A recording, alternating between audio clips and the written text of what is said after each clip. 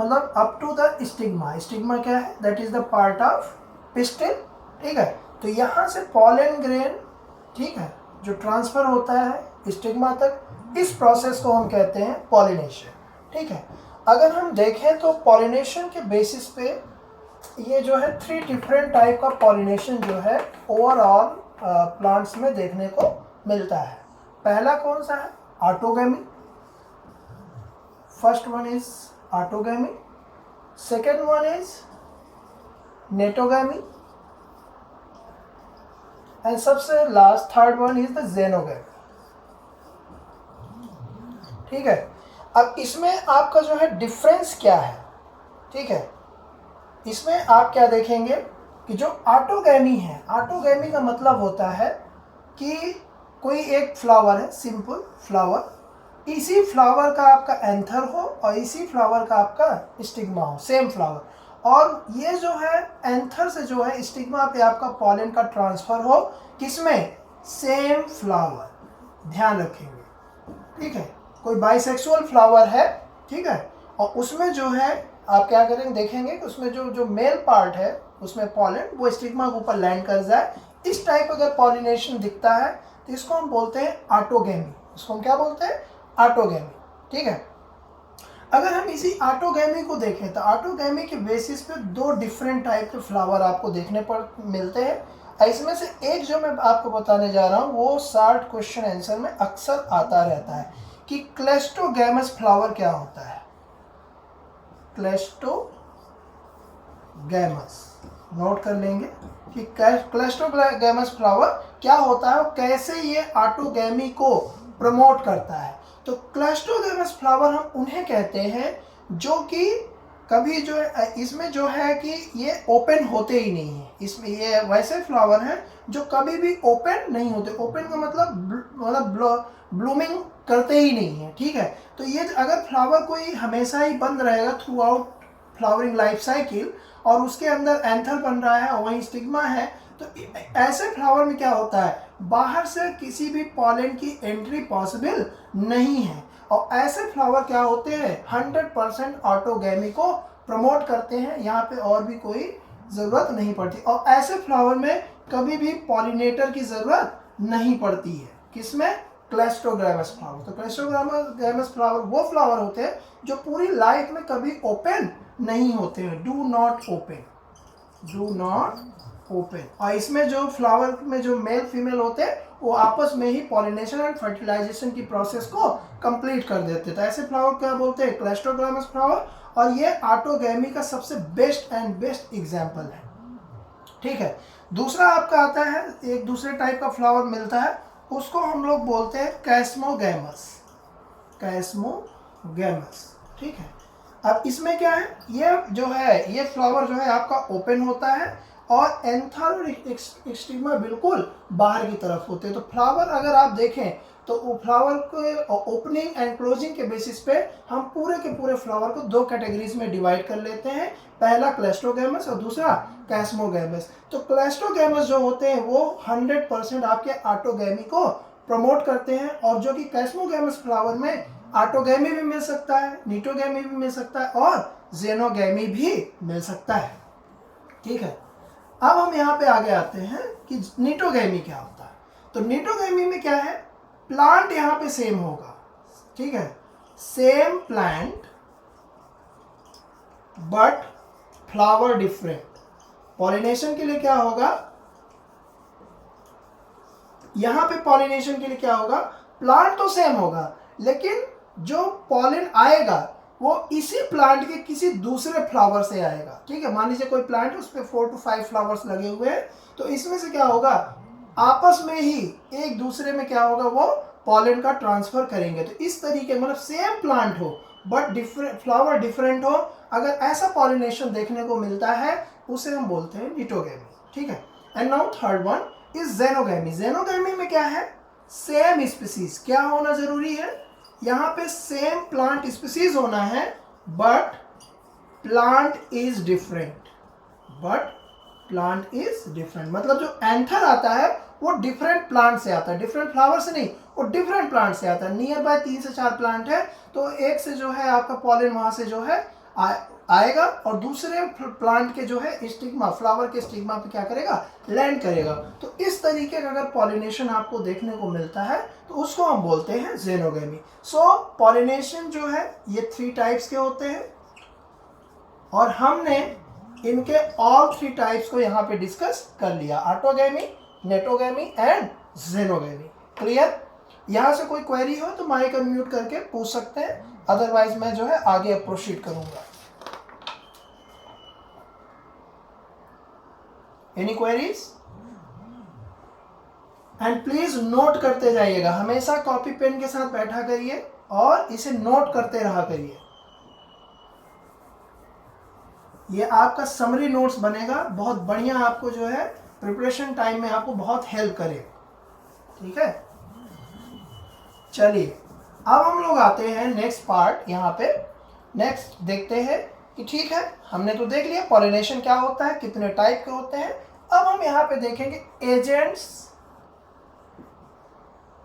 Of pollination. अब बात करेंगे कि पॉलिनेशन के लिए कितने डिफरेंट टाइप के एजेंट्स यूज होते हैं। तो एजेंट्स वो होते हैं जो मीडियम बनते हैं। क्या बनते हैं? मीडियम, जो पॉलन को वहां से एंथर से ट्रेवल कराते हैं टू द स्टिग्मा। ठीक है, तो यहाँ एजेंट्स में अगर हम देखें तो इनको हम 2 मेजर कैटेगरी में डिवाइड कर सकते हैं। पहला एबायोटिक एजेंट और second one is biotic. Second को हमने क्या कह लिया यहाँ पे? Biotic.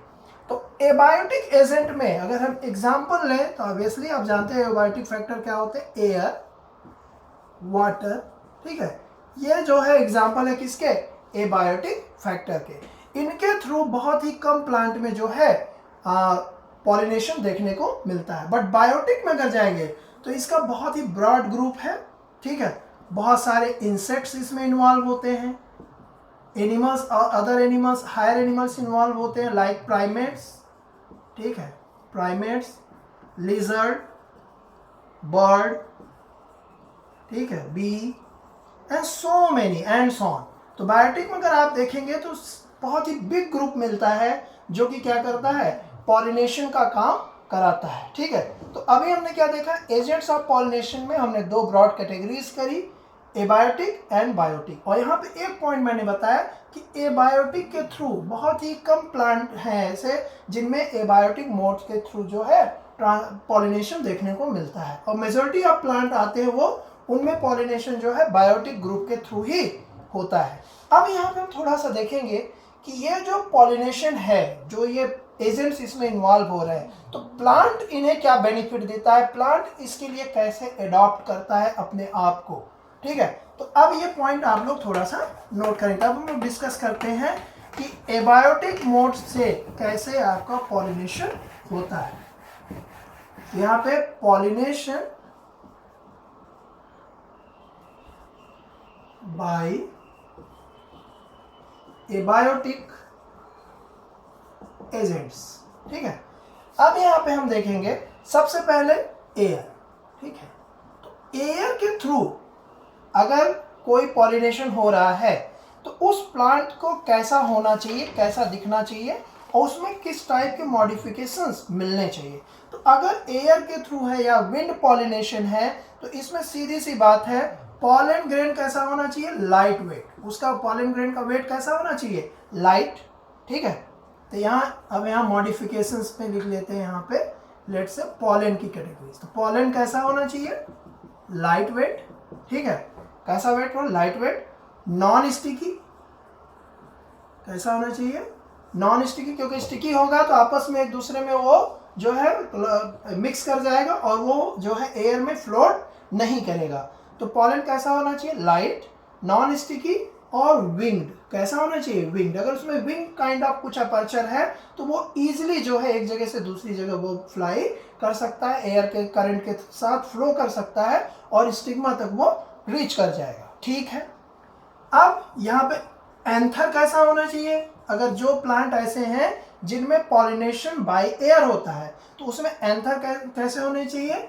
Well exposed. Well exposed का मतलब क्या होता है कि अगर कोई फ्लावर है तो स्टेमेन इतना लंबा हो, स्टेमेन का फिलामेंट इतना लंबा हो कि बिल्कुल वो प्लांट के बाहर है, जिससे जब एयर करंट फ्लो कर रहा हो तो जैसे ही ये जो है बर्स्ट करे तो पॉलन एयर करंट में मिक्स हो जाए और एक जगह से फ्लो करके दूसरी जगह इजीली जा सके।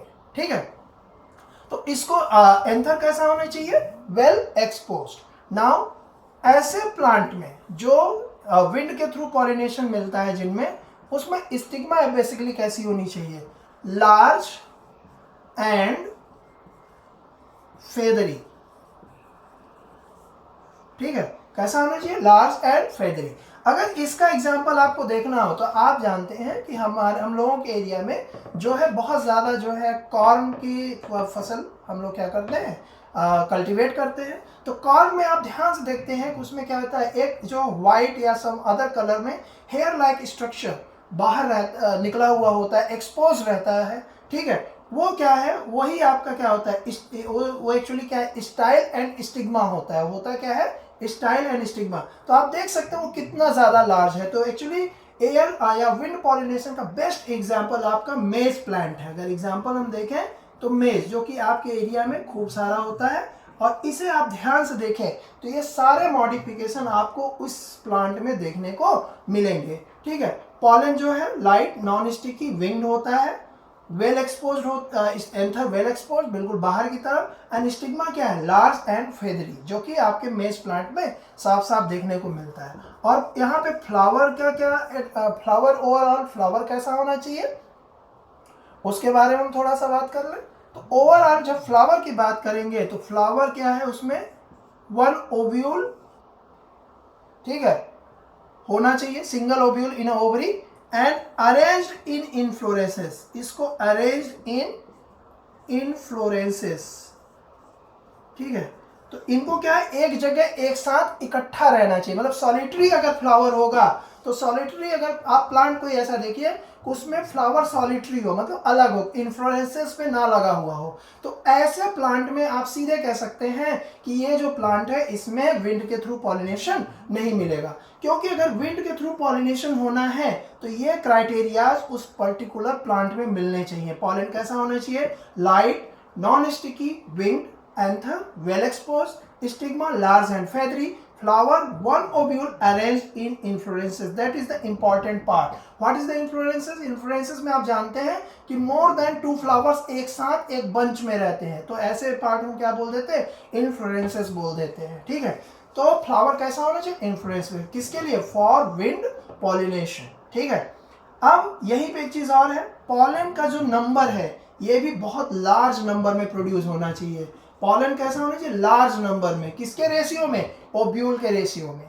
ठीक है, तो जो विंड के थ्रू जिस प्लांट में पॉलिनेशन मिलता है उसमें पॉलन का फॉर्मेशन बहुत ज्यादा होता है, किसके रेशियो में, किसके कंपेयर में, ओब्यूल के कंपेयर में। ठीक है, तो that is all for the air pollination. ठीक है, अब हम यहाँ पे आगे बात करेंगे वाटर पॉलिनेशन की। ठीक है, आई होप आप लोगों ने इसे नोट कर लिया होगा।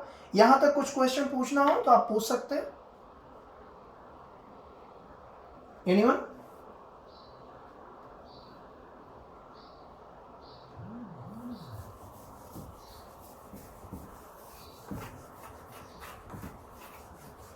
तो अभी तक हम लोगों ने पॉलिनेशन बाय एयर देख लिया। ठीक है, अब इसमें हम लोग शुरू करते हैं pollination by water. Aquatic plant में वाटर जो है हेल्प करता है, तो इसमें इसके थ्रू पॉलिनेशन अगर हम देखें तो ओवरऑल 30 जेनरा अब तक रिपोर्टेड है जो कि वाटर के थ्रू पॉलिनेशन करते हैं। सो बहुत ही स्मॉल ग्रुप है एंजियोस्पर्मिक प्लांट का जो वाटर के थ्रू पॉलिनेशन करता है, और इसमें से जो ये 30 जेनरा है मोस्ट ऑफ मोनोकॉटिलिडेंस है। किस फैमिली, किस ग्रुप के हैं, मोस्ट ऑफ द मोनोकॉटिलिडेंस। ठीक है,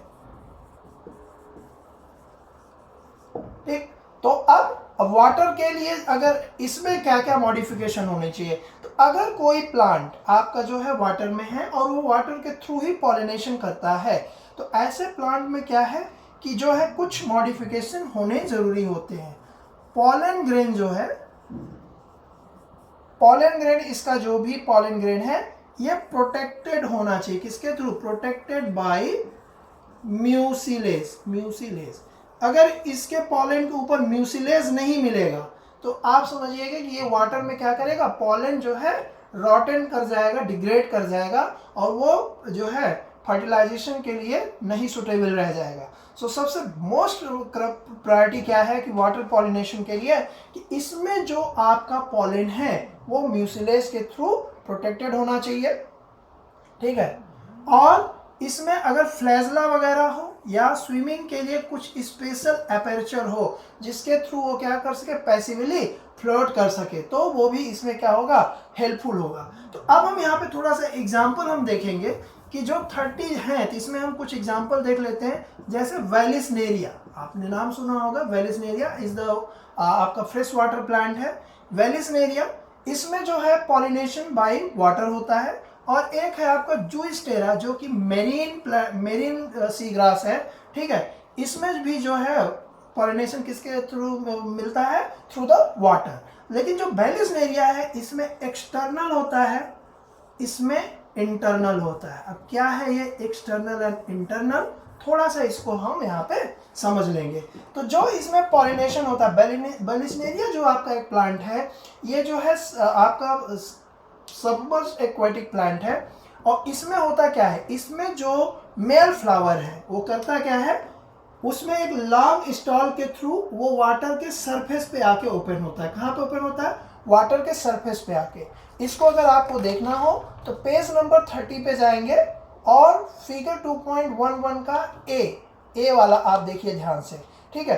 तो वेलिसनेरिया में क्या है, इसमें जो है फ्लावर का स्टॉल लंबा हो जाता है और वाटर सरफेस पे पॉलन को ये क्या कर देता है, लिबरेट कर देता है, ठीक है। और फीमेल फ्लावर भी सरफेस पे आके यहाँ पे फ्लोट करती रहती है। और तो ये जो पॉलन है पैसिवली वाटर के साथ फ्लोट करते हुए स्टिग्मा पे जाके बैठ जाता है, और ये जो वाटर पॉलिनेशन की प्रक्रिया है थ्रू द वाटर, ये कंप्लीट हो जाती है, ठीक है।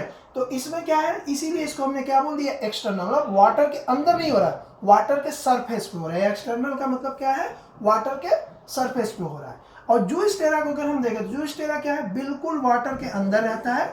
इसमें जो आपका पॉलन रिलीज होता है जूस्टेरा का, वो इनसाइड वाटर ही होता है। और फीमेल फ्लावर भी यहीं पे होगा। और ये जो है पॉलन पैसिवली फ्लोट करते हुए यहाँ पे जाके स्टिग्मा पे सिट करता है और पॉलिनेशन की प्रोसेस कंप्लीट हो जाती है। That is the mean of internal, मतलब वाटर सरफेस में नहीं, inside the water body pollination हो रहा है with the help of water, ठीक है। और एक्सटर्नल का मतलब क्या हो गया, कि इसमें जो पॉलिनेशन हो रहा है वो वाटर सरफेसेस पे हो रहा है, ठीक है।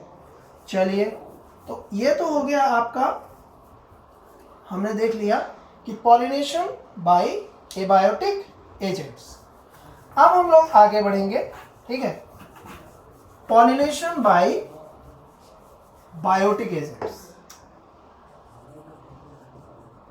बायोटिक एजेंट्स, ठीक है।